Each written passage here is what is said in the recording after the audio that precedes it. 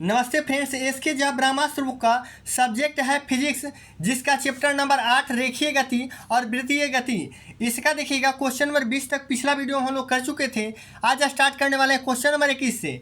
इससे पहले चैनल पे पहली बार जुड़े हैं तो लाइक शेयर एंड सब्सक्राइब जरूर करें, और पीडीएफ चाहिए तो डिस्क्रिप्शन में टेलीग्राम लिंक दिया गया है, वहाँ से ग्रुप ज्वाइन करके आप पीडीएफ डाउनलोड कर सकते हैं। चलिए स्टार्ट करते हैं समय ना गवाते हुए। आज का पहला क्वेश्चन है अनुनाद की दशा।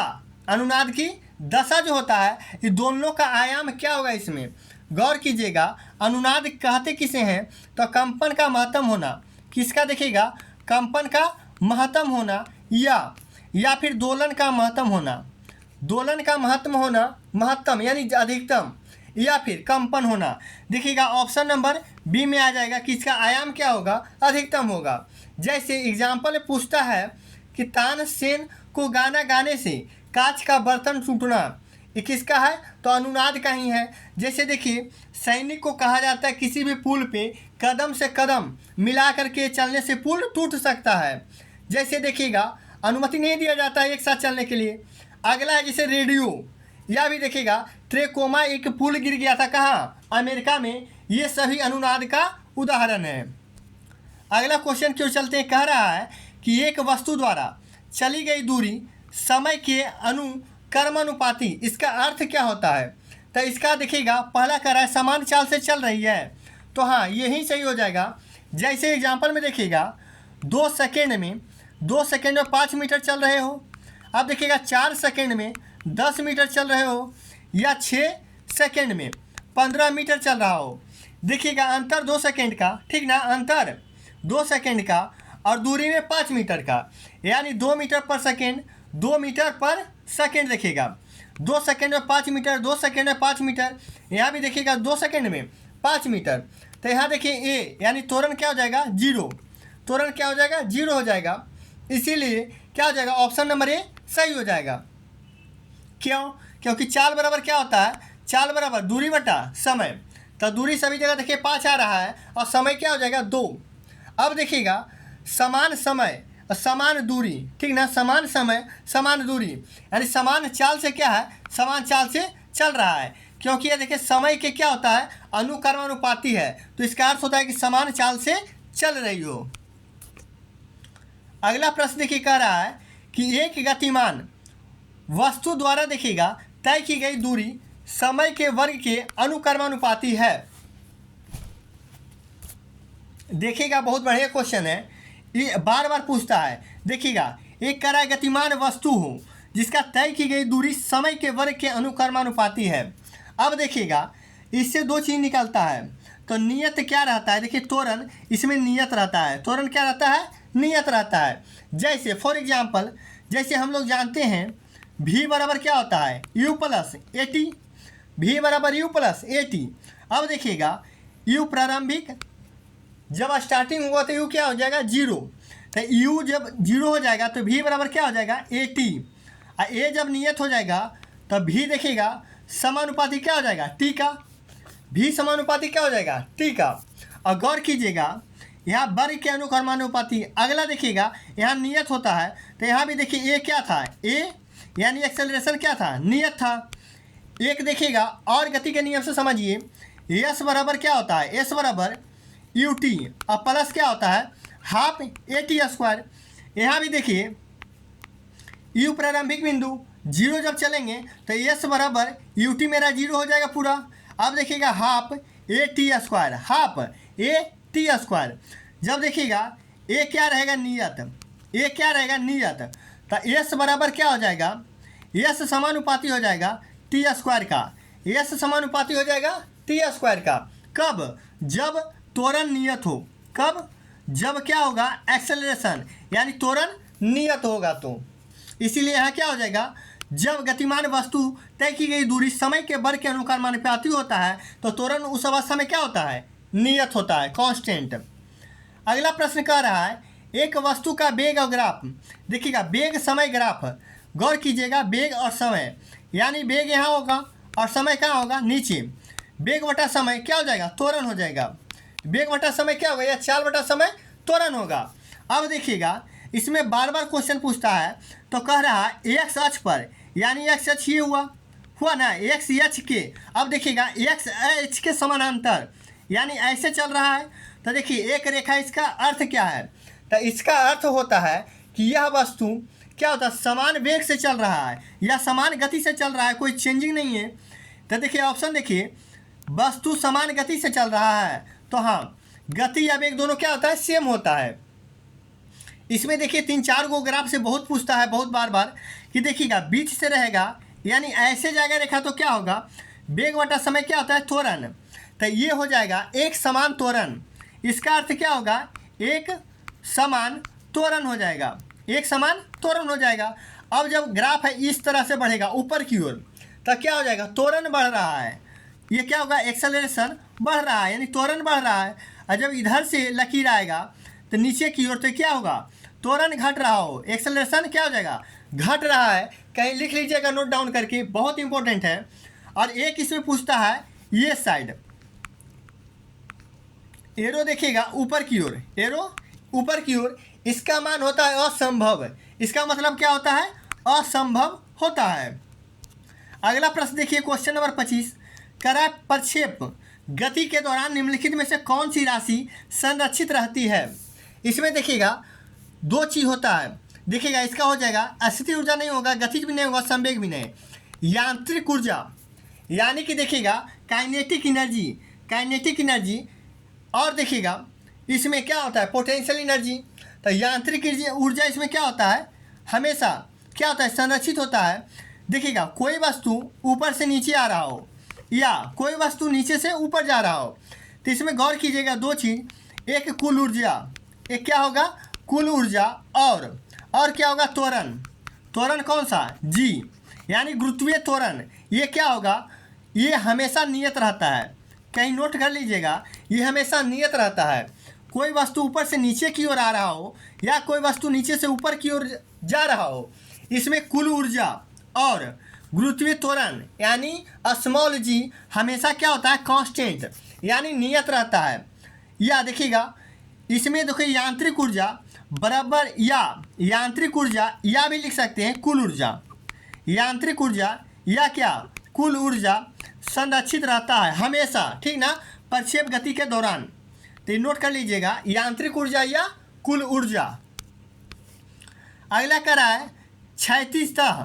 देखिएगा कुछ ऊंचाई पर जाते हुए बम वर्षक देखिएगा विमान को पृथ्वी तक किसी लक्ष्य पर बम मारने के लिए तब तक गिराना चाहिए, तब तक लक्ष्य के ठीक ऊपर होना चाहिए, लक्ष्य से आगे निकल जाता है, लक्ष्य से पीछे है, उपयुक्त में से कोई नहीं। देखिएगा कोई भी मान के चलिए यहाँ से हम मार रहे हैं कोई भी वस्तु को, तो देखिएगा नोट डाउन हम लोग कहाँ करेंगे, जब मार रहे हैं यहाँ से, तो देखिएगा लक्ष्य कहाँ मेरा होगा, आगे होगा, लक्ष्य मेरा कहाँ होगा, आगे की ओर होगा। तो देखिएगा मारने पर जब बम तब तक गिराना चाहिए, तो बम किधर होगा, ये लक्ष्य है इसके पीछे होगा ना, लक्ष्य का पीछे। तो कह रहा है लक्ष्य के ठीक ऊपर, यहाँ से ऊपर होगा तो नीचे मारेगा नहीं, क्योंकि आगे की ओर निशाना होता है। लक्ष्य से आगे निकल जाता हो, बोले लक्ष्य यहाँ है, आगे रहेगा मारने वाला, तो कभी होगा, असंभव है। लक्ष्य से पीछे होना चाहिए, तो ऑप्शन नंबर सी होगा, क्योंकि लक्ष्य से पीछे रहेगा तभी तो मार आगे कर सकते हैं ना, तो ऑप्शन नंबर सी हो जाएगा। मेरा प्रयास रहता है कि आपको प्रत्येक क्वेश्चन समझाते हुए चलें, इसलिए वीडियो लास्ट तक देखेंगे, कौन सा क्वेश्चन में कौन सा एग्जाम्पल हम दे सकते हैं या उससे क्या निकाल सकता है, ये क्वेश्चन ही बताता है। देखिएगा क्वेश्चन नंबर 27, करा प्रक्षेप पथ के उच्चतम बिंदु पर त्वरण का मान क्या होता है। देखिएगा प्रक्षेप होता क्या है, प्रक्षेप इस तरह का होता है, यहाँ से करा यहाँ का उच्चतम बिंदु। अब देखिएगा त्वरण क्या होता है, गौर कीजिएगा, यहाँ जो त्वरण होता है यह कैपिटल जी यानी जी के बराबर होता है, कैपिटल जी के बराबर होता है। यहाँ से ऑप्शन नंबर क्या हो जाएगा, डी, यानी जो प्रक्षेप पथ के उच्चतम बिंदु त्वरण का मान क्या होता है, तो ये जी का बराबर होता है, कैपिटल जी नहीं स्मॉल जी होगा, क्योंकि ये गुरुत्वीय त्वरण है, इसके बराबर होता है, ऑप्शन नंबर डी हो जाएगा। अब देखिएगा बार बार पूछता है यहाँ का, देखिएगा बेग अगर जो पूछ देगा कि प्रक्षेप पथ के उच्चतम बिंदु पर बेग क्या होगा, तो बेग के फार्मूला हम लोग जानते हैं, यू कॉस थीटा होता है। क्या होता है? You cos theta. अब देखिएगा यहाँ काइनेटिक एनर्जी आप लोग लिखते चलेंगे कहीं कॉपी पे। काइनेटिक एनर्जी बराबर होता है half m u cos theta, half m u cos theta होता है। अब देखिएगा जब यहाँ पूछेगा, यहाँ तो काइनेटिक एनर्जी हम लोग बता दिए, और जब पूछेगा स्टार्टिंग का काइनेटिक एनर्जी क्या होता है, तो यहाँ होता है half m u square, v square नहीं, क्योंकि यू स्क्वायर प्रारंभिक वेग होता है, तो हाफ एम यू स्क्वायर होता है। अगला प्रश्न कह रहा है एक कण आर त्रिज्या के वृत्तीय पथ पर घुमाया जाता है तो परिक्रमण के आधे आवर्तकाल कण का विस्थापन क्या होगा। देखिएगा पिछले वीडियो में ये वीडियो बता चुके थे, ये मैथ देखिएगा बहुत ही इजी न्यूमेरिकल है। लगता है कि मैथ होगा बहुत हार्ड होगा, लेकिन ऐसा कुछ है नहीं। देखिएगा कह रहा है परिक्रमण के आधे आवर्तकाल। अब देखिएगा कोई परिक्रमा एक वृत्तीय पथ पर कर रहा हो तो इसका आधा यानी अर्धवृत्त हो जाएगा, अर्धवृत्त। अब इसका कह रहा है विस्थापन, जब स्टार्ट यहाँ से किए और लास्ट यहाँ किए तो विस्थापन क्या होता है, यानी प्रारंभिक वेग और अंतिम वेग का न्यूनतम दूरी होता है। यहाँ से देखिएगा डी हो गया पूरे व्यास, तो आर यहाँ भी आर यहाँ, क्यों? क्योंकि आर के फॉर्म में दे रहा है तो कैपिटल आर ही ले लेंगे, क्योंकि कैपिटल आर दिया हुआ है। तो देखिए विस्थापन क्या हो जाएगा आर और प्लस आर क्या हो जाएगा 2r हो जाएगा। ऑप्शन नंबर बी सही आंसर हो जाएगा। क्वेश्चन नंबर 29 कह रहा है 1 मीटर लंबी डोरी का न्यूनतम त्वरक बल देखिएगा 25 न्यूटन है। इसके मुक्त सिरे से बंधे 1 kg के ब्लॉक को क्षैतिज तल में वृत्तीय पथ पर अधिकतम कितनी चाल में घुमाया जा सकता है। अब देखिएगा इसका फार्मूला क्या होता है, एफ बराबर क्या होता है एम वी स्क्वायर, एफ बराबर एम वी स्क्वायर बटे आर। पिछला वीडियो में बताए थे एफ बराबर एम वी स्क्वायर बटे आर। अब देखिएगा यहाँ देखिएगा 1 मीटर, क्या आर के मान दिया हुआ है, आर के मान ये त्रिज्या दिया हुआ है 1 मीटर देखिए डोरी, और न्यूनतम 25 न्यूटन, 25 न्यूटन यानी बल का दिया हुआ है एफ का मान दिया हुआ है। अब देखिएगा एफ का मान दिया हुआ है और 1 kg ब्लॉक। अब देखिएगा एम के भी मान दे दिया है, एम यानी 1 kg दे दिया है। तो देखिए एफ बराबर कितना ले लेंगे 25 और बराबर एम को 1 मानेंगे और वी स्क्वायर और बटे नीचे क्या आ जाएगा, तो नीचे देखिएगा आर 1 ही आ जाएगा। तो देखिएगा 25 बराबर वी स्क्वायर बराबर कितना 25, तो वी बराबर क्या हो जाएगा यानी 5 का square. Option number C 5 metre प्रति सेकेंड। कितना इजी था। देखिए अगला प्रश्न कह रहा है कि वस्तु को एक समान वृत्तीय गति में बनाए रखने के लिए किस बल की आवश्यकता होती है। अब देखिएगा वृत्तीय गति बार बार बताते हैं, ये क्या होगा वृत्तीय गति जब भी बात आएगा तो अभी केंद्रीय बल, कौन सा बल अभी केंद्रीय बल आएगा। अब देखिएगा गुरुत्वाकर्षण बल कह रहा है, यह केवल देखिएगा क्या है आकर्षण का बल है, गुरुत्वाकर्षण बल यह केवल आकर्षण का बल है। अब देखिएगा और सबसे कमज़ोर बल भी यही है, सबसे कमज़ोर बल भी है गुरुत्वाकर्षण बल है, यह केवल आकर्षण का बल है। घर्षण बल को हम लोग क्या कहते हैं क्षयकारी बल कहते हैं, क्या कहते हैं क्षयकारी बल कहते हैं। अगला देखिए कह रहा है कि निम्नलिखित में से कौन सा कथन सही है। अब देखिएगा कह रहा है कि वृत्तीय देखिएगा एक वृत्तीय गति हमेशा एक त्वरित होती है, तो वृत्तीय गति में देखिए त्वरित हमेशा होगा एक त्वरित, तो हाँ एक क्या है सही है। किसी पिंड पर अभिकेंद्र बल द्वारा किया गया कार्य हमेशा शून्य नहीं होता है, ये गलत है, क्योंकि ये हमेशा शून्य होता है, हमेशा क्या होता है शून्य होता है। किया गया कार्य क्या होगा हमेशा शून्य होगा। अगला कह रहा है वृत्तीय गति में एक समान गति के गतिमान पिंड का अभिकेंद्र बल एम वी स्क्वायर बटे आर। अभी जस्ट बताए हैं एफ बराबर एम वी स्क्वायर बटे आर होता है, तो सी भी क्या हो जाएगा सही हो जाएगा। यहाँ से मेरा ए और सी क्या हो गया सही हो गया। ऑप्शन नंबर क्या हो जाएगा बी हो जाएगा। 32 नंबर क्वेश्चन देखिए कह रहा है वृत्त में एक कण एक समान गति से गतिमान है तो उसका अस्थिर होगा। गौर कीजिएगा इसका गतिज ऊर्जा क्या होगा अस्थिर हो जाएगा। एक समय देखिएगा वृत्तीय गति में चाल और गतिज ऊर्जा नियत रहता है। एक समान वृत्तीय गति में लिख लीजिएगा कहीं, एक समान वृत्तीय गति में चाल और क्या है, चाल और गतिज ऊर्जा, यानी काइनेटिक ऊर्जा क्या होता है, ये दोनों नियत रहता है, ये दोनों क्या रहता है, नियत रहता है। क्या क्या, चाल और गतिज ऊर्जा एक समान वृत्तीय चाल से या गति से चल रही हो तो उसमें वृत्तीय गति में चाल और गति ऊर्जा क्या होगा, नियत रहता है। अगला प्रश्न है, एक पिंड जिसका द्रव्यमान देखिएगा m एक समान रूप से r त्रिज्या के वृत्त में घुमाया जाता है तो यह पिंड का अभिकेंद्र बल क्या होगा। अभी जस्ट देखे हैं mv²/r, अभी 2-3 बार हो चुका है, F बराबर mv²/r होता है। या इसे क्या लिख सकते हैं, तो p² और बटे क्या लिखेंगे mr, या और क्या लिखेंगे m⍵²r, m⍵²r। पिछला वीडियो में बहुत बढ़िया तरह से समझाए हैं, पिछला वीडियो नहीं देखे हैं तो जा करके अवश्य देखें उसे। अगला देखिएगा, क्वेश्चन कर रहा है, एक निकाय द्वारा एक समान वृत्तीय गति करने पर निम्नलिखित में से क्या बदलता है। तो गौर कीजिए, एक वृत्तीय गति कह रहा है, इसमें से देखिएगा हर एक पॉइंट पे क्या बदलता है, दिशा बदलते रहता है।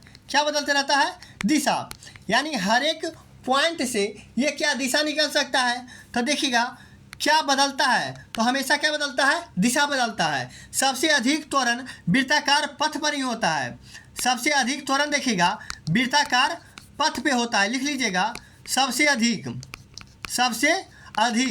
क्या होता है, त्वरण, सबसे अधिक त्वरण वृत्ताकार पथ पर ही होता है।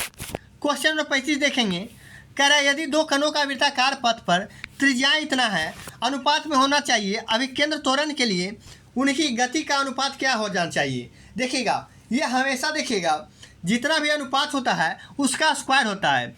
जैसे ऑप्शन नंबर बी आप मिला लीजिए, इसका स्क्वायर देखिए 4 है और देखिएगा इसका स्क्वायर 9 है, यानी 2 का स्क्वायर 4 और 3 का स्क्वायर 9, यानी ऑप्शन नंबर बी सही है। अब देखिएगा बनाएंगे कैसे, देखिएगा FC कल हम लोग बताए थे, FC बराबर होता है mv²/r। आपको सूत्र निकालते हैं डायरेक्ट, देखिए डायरेक्ट बताएंगे कम समझ में नहीं आएगा, इसलिए देखिए आपको सॉल्व करके दिखाते हैं। F बराबर क्या होता है, ma होता है। अब देखिएगा यहाँ m है, हमको देखिएगा त्वरण लाना है, हमको क्या लाना है, त्वरण कह रहा है अभिकेंद्र त्वरण, तो g का मान लाना, a के मान लाना है ना। तो देखिएगा इसको लिख सकते हैं a बराबर क्या लिख सकते हैं, F/a क्या लिख सकते हैं, m बराबर m है ना दिया हुआ यहाँ, तो देखिएगा m बराबर क्या लिख सकते हैं, F/a। अब देखिएगा m के जगह हम लोग क्या बैठा देंगे, F/a, a नीचे चलाएगा, देखिएगा f से f क्या हो जाएगा, कट जाएगा, तो a जब देखिएगा a इधर जाएगा तो a बराबर क्या हो जाएगा, v²/r। अब देखिएगा यहाँ से क्या निकल गया, देखिएगा a बराबर क्या निकल गया, v² और बटे क्या निकला, r। अब देखिएगा प्रथम v²/r तो कह रहा है कि पहला r का देखिएगा स्क्वायर, ठीक ना, और सेकेंड r का स्क्वायर। पहले देखिएगा 2 निकाल लीजिए, v1 का स्क्वायर और r1 और बटे देखिएगा a1, और a2 में देखिएगा v2 का स्क्वायर और बटे क्या हो जाएगा, r का स्क्वायर, r का स्क्वायर हो जाएगा ना, नीचे तो स्क्वायर होता नहीं, देखिएगा v2 का स्क्वायर और बटे r हो जाएगा, यानी r2 हो जाएगा। अब देखिएगा अनुपात यहाँ से जब निकलेगा तो a1 a2 में क्या निकलेगा, तो देखिएगा यहाँ से जब निकल जाएगा तो देखिएगा v1 का स्क्वायर वहीं रह जाएगा, देखिएगा r1 नीचे चला आएगा। अब देखिएगा यहाँ से जब जाएगा v2 तो v2 जस्ट यहीं रह जाएगा नीचे, v2 कहाँ रह जाएगा, नीचे, तो v2 का देखिएगा स्क्वायर, v2 का स्क्वायर अब बटे जब गुना होगा तो ये r2 कहाँ चला जाएगा, ऊपर, यानी देखिएगा ये r2 जो है ऊपर चला जाएगा।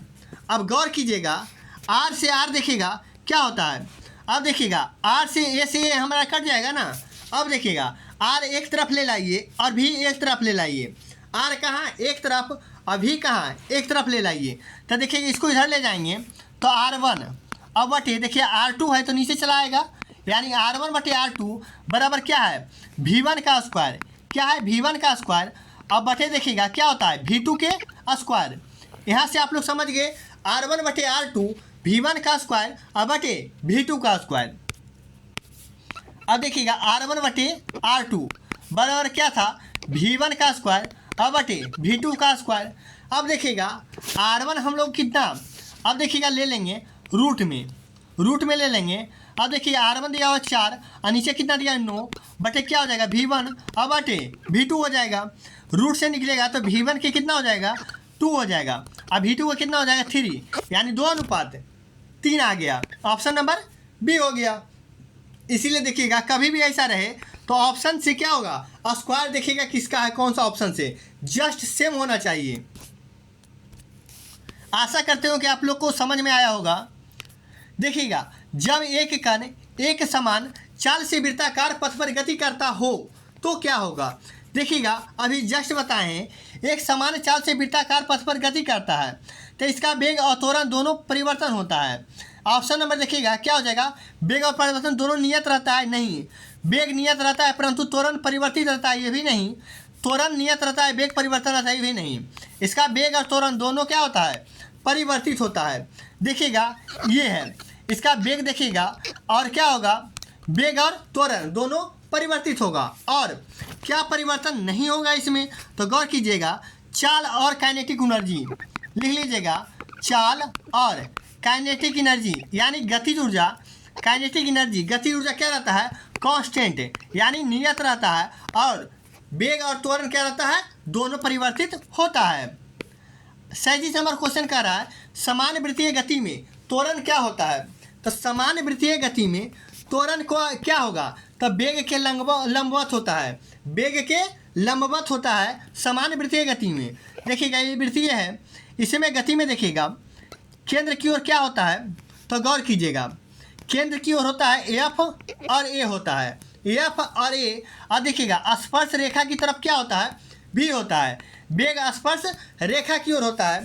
तो देखिए यहाँ से कह रहा है वृत्तीय गति में त्वरण क्या हो जाएगा, तो त्वरण देखिएगा क्या है इसका देखिएगा वृत्तीय गति में त्वरण क्या होगा, तो वेग के लंबवत होगा, वेग वेलोसिटी, इसका लंबवत देखिएगा ए, त्वरण है ना।